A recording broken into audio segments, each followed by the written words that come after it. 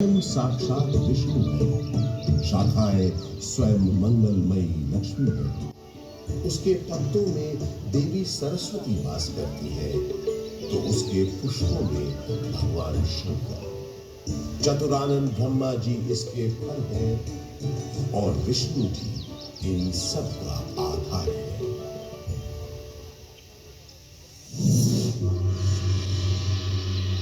गौतम बुद्ध के काल में भी प्रयाग का बड़ा महत्व था। इसका एक बड़ा साक्ष्य है यहां उपस्थित अशोक की लाट। सम्राट अशोक का संदेश तो इस स्तंभ पर अंकित है ही। गुप्त काल के शक्तिशाली राजा समुद्रगुप्त का प्रयाग प्रशस्ति अभिलेख भी इसी स्तंभ पर खुदा है। 16वीं शताब्दी के अंत में सम्राट अशोक का ये स्तंभ उस किले का हिस्सा बन गया जिस किले का निर्माण संगम के किनारे मुगल बादशाह अकबर ने करवाया था। बुद्धं शरणं गच्छामि, धम्मं शरणं गच्छामि, संघं शरणं गच्छामि।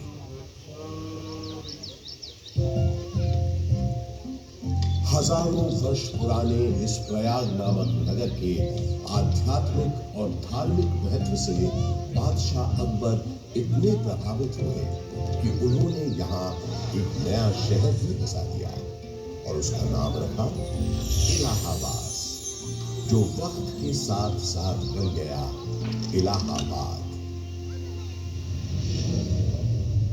अपनी भौगोलिक स्थिति, सुंदर आबोहवा और राजनीतिक महत्व की वजह से इलाहाबाद ब्रिटिश हुक्मरानों को भी बेहद पसंद आया और कुछ ही समय में ये शहर ब्रितानी हुकूमत का एक महत्वपूर्ण केंद्र बन गया। इलाहाबाद हाईकोर्ट इसका एक जीवंत उदाहरण है। देश के 4 उच्च न्यायालयों में से तो एक ये है ही। इसके अलावा अनेक महत्वपूर्ण और ऐतिहासिक फैसले देने का श्रेय भी इस न्यायालय को जाता है। शिक्षा के प्रसार के लिए अंग्रेजों द्वारा बनाया गया इलाहाबाद विश्वविद्यालय इस शहर को उनका दूसरा महत्वपूर्ण योगदान था। इलाहाबाद विश्वविद्यालय की स्थापना 16 नवंबर 1887 को हुई। पूर्व का ऑक्सफोर्ड कहे जाने वाले इस विश्वविद्यालय का शुरुआती नाम न्यू सेंट्रल कॉलेज था। यहाँ का विद्यानगर हॉल और 7 खंडी मीनारें इतनी सुंदर और आकर्षक है कि आते जाते लोगों की निगाहें बरबस अपनी ओर खींच लेती है। 20वीं सदी की शुरुआत से ही इलाहाबाद हिंदी साहित्य का एक बहुत बड़ा केंद्र बनकर उभरा। ऐसी ही कुछ प्रसिद्ध शख्सियतों के नाम एकाएक तब याद आते हैं जब इस शहर से जुड़े साहित्यकारों की बात होती है, जैसे हास्य व्यंग के मशहूर शायर अकबर इलाहाबादी साहब, फिराक गोरखपुरी जो उर्दू के जाने माने शायर तो थे ही, अंग्रेजी भाषा के भी प्रकांड पंडित थे, महादेवी वर्मा हिंदी की सशक्त कवयित्री जो आधुनिक मीरा के नाम से भी जानी गई, सुमित्रा नंदन पंत हिंदी साहित्य के छायावादी युग के महत्वपूर्ण स्तंभ, मधुशाला के लेखक और हिंदी साहित्य के पुरोधा कवियों में से एक हरिवंश राय बच्चन और अपने नाम ही के अनुरूप हिंदी भाषा के निराले कवि सूर्यकांत त्रिपाठी निराला, जिनकी ये कविता तो अद्भुत है। देखा मैंने उसे इलाहाबाद के पथ पर, वो तोड़ती पत्थर, चढ़ रही थी धूप गर्मियों के दिन। दिवा का तमतमाता रूप, उठी झुलसाती हुई लू, रुई ज्यों जलती हुई भू, गर्द चिंगी छा गई, प्राय हुई दोपहर। वो तोड़ती पत्थर देखा मैंने उसे इलाहाबाद के पथ पर, देखा मैंने उसे इलाहाबाद के पथ पर। कला और साहित्य के साथ साथ राजनीति का भी खास गढ़ रहा है प्रयागराज। स्वतंत्रता संग्राम के अनेक शूरवीरों और गणमान्य व्यक्तियों का नाता इस शहर से रहा है, जैसे पंडित मोतीलाल नेहरू, राजश्री पुरुषोत्तम दास टंडन, महामना मदन मोहन मालवीय आदि। स्वतंत्र भारत के पहले प्रधानमंत्री पंडित जवाहरलाल नेहरू का जन्म इसी शहर में हुआ था। उनका घर आनंद भवन स्वाधीनता संग्राम की गतिविधियों का एक बड़ा केंद्र था, जिसकी वजह से प्रयागराज भी आजादी की लड़ाई का एक महत्वपूर्ण हिस्सा बन गया। आजादी की बातें करें तो मुझे याद आता है सन 1857 का स्वाधीनता संग्राम, जिसका गवाह मैं खुद रहा हूं। अनेकों भीषण लड़ाइयां मैंने देखी। एक बार तो मुझे लगा था कि बस हमें विदेशी हुकूमत से छुटकारा मिल ही गया, लेकिन इसे बदकिस्मती कहें कि अंत में बाजी पलट गई। परंतु इन युद्ध की वजह से इलाहाबाद एक दिन के लिए ही सही भारत की राजधानी बना। वो दिन था 1 नवंबर 1858। उस दिन प्रयागराज के मिंटो पार्क में एक शाही दरबार लगा था, जिसमें लॉर्ड कैनिंग ने महारानी विक्टोरिया का महत्वपूर्ण घोषणा पत्र पढ़ा। आज 10 नवंबर 1858 के दिन से हिंदुस्तान में ईस्ट इंडिया कंपनी का राज खत्म हो जाए। अब से इंडिया में मलिका विक्टोरिया का राज होगा। ब्रिटिश ताज की हुकूमत होगी यहाँ। उस दौर से निकलकर समय के साथ थोड़ा आगे बढ़े तो मुझे याद आता है अपने चारों ओर बाहें फैलाए ये विशाल पार्क, जिसके आंगन में खड़ा मैं आज आपको ये कहानी सुना रहा हूं। बात सन 1870 की है, जब एडिनबर्ग के ड्यूक एल्फ्रेड साहब इलाहाबाद आए थे। उन्होंने यहां आकर 133 एकड़ के इस बड़े से भूखंड पर एक विशाल पार्क का शिलान्यास किया था। उन्हीं के नाम पर तो इस पार्क का नाम पड़ा है, एल्फ्रेड पार्क। ब्रितानवी हुक्मरानों ने इस पार्क के भीतर कई एक महत्वपूर्ण इमारतों का भी निर्माण करवाया। अब जैसे कि ये मशहूर गवर्नमेंट पब्लिक लाइब्रेरी। इलाहाबाद के उस जमाने के कमिश्नर फ्रांसिस ऑटवे मेन एक लाइब्रेरी बनवाना चाहते थे, जिसके लिए उन्होंने मशहूर आर्किटेक्ट रिचर्ड रॉस्किल बेन को बुलवाया और कहा, बेन, हमने तुमको बोला था ना, हमको एक लाइब्रेरी बनाने का है। I remember, sir. आपने बताया था आपका डियर फ्रेंड और इलाहाबाद का एक्स कमिश्नर मिस्टर कटबर्ट बेट्सले थॉर्नहिल का मेमोरी में आपको एक लाइब्रेरी बनवाना है, राइट? यस, थॉर्नहिल खुद एक बहुत काबिल टाउन प्लानर था। आधा इलाहाबाद उसी ने प्लान किया है। ये लाइब्रेरी उसकी मेमोरी को फिटिंग ट्रिब्यूट होना चाहिए। ओह, आप बिल्कुल बेफिक्र रहे सर। मेरे दिमाग में स्कॉटिश बैरोनियल रिवाइवल स्टाइल की एक ब्यूटीफुल बिल्डिंग का प्लान है, जो एकदम परफेक्ट होगा ट्रिब्यूट देने के लिए।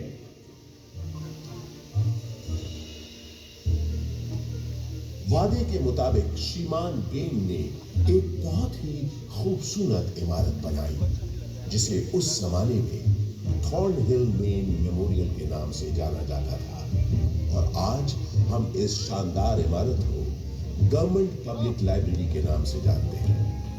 यहाँ इस लाइब्रेरी में लगभग 1.25 लाख से भी ज्यादा किताबें और अन्य ऐतिहासिक दस्तावेज मौजूद हैं। पूरे उत्तर प्रदेश में सबसे बड़ी लाइब्रेरी यही है। विक्टोरिया मेमोरियल कोलकाता में है, ये तो सब जानते हैं, लेकिन उससे थोड़ा छोटा मगर बेहद सुंदर विक्टोरिया मेमोरियल यहाँ प्रयागराज में भी मौजूद है, ये बात बहुत कम लोग जानते हैं। इसी पार्क के अंदर महारानी विक्टोरिया की याद में बनी सफेद संगमरमर की इस न्यू गोथिक शैली की छतरी या कैनोपी का निर्माण सन 1905 में हुआ था और इसी कैनोपी में उनकी 7.5 फुट ऊंची मूर्ति का अनावरण अगले साल 1906 में हुआ। आजकल वो मूर्ति लखनऊ म्यूजियम में रखी है। इसी विक्टोरिया मेमोरियल के बगल में अंग्रेजों ने एक बैंड स्टैंड भी बनवाया। उस जमाने में ब्रिटिश सरकार के ज्यादातर जलसे और दावतें इसी पार्क में हुआ करती थी। उन कार्यक्रमों के दौरान यहाँ पुलिस बैंड बजाने का रिवाज था। इस संगीत का आनंद अंग्रेजों के साथ साथ कुछ रईस और रसूखदार इलाहाबादी भी लेते थे। ऐसा माना जाता है कि ये बैंड स्टैंड अंग्रेजों को एक बंगाली सज्जन बाबू नीलकमल मित्रा ने भेंट किया था।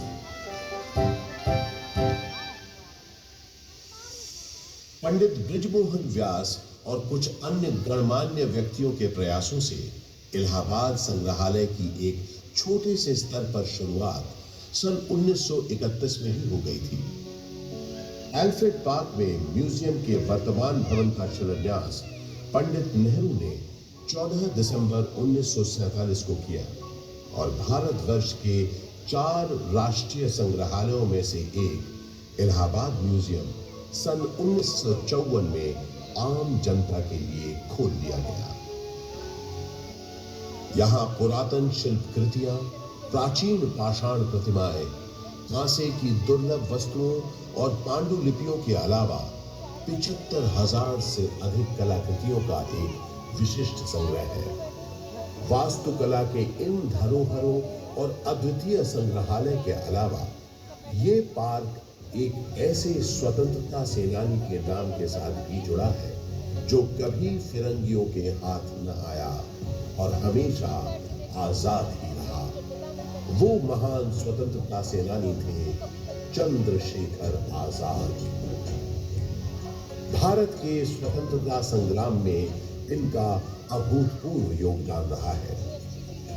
मशहूर क्रांतिकारी दल हिंदुस्तान रिपब्लिक एसोसिएशन को हिंदुस्तान सोशलिस्ट रिपब्लिक एसोसिएशन के नाम से न सिर्फ उन्होंने पुनर्गठित किया बल्कि भगत सिंह, राम प्रसाद बिस्मिल, अशफाक उल्लाह खान जैसे अनेक क्रांतिकारियों को उसमें शामिल भी किया।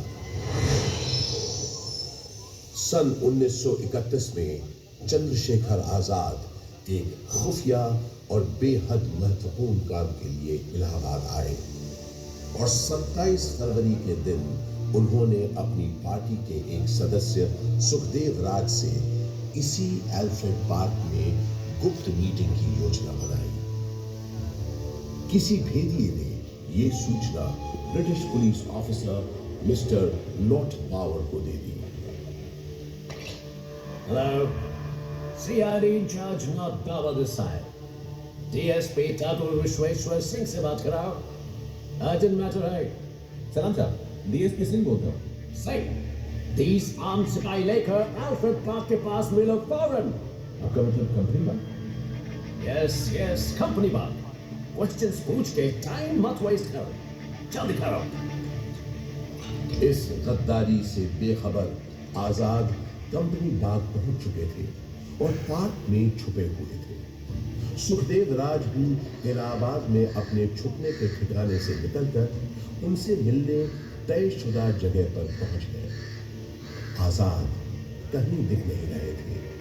सुखदेव ने उन्हें ढूंढना शुरू किया और आखिर वो दोनों मिल गए। गुरुजी, गुरुजी, गुरुजी। सुखदेव, किसी ने तुम्हारा पीछा तो नहीं किया?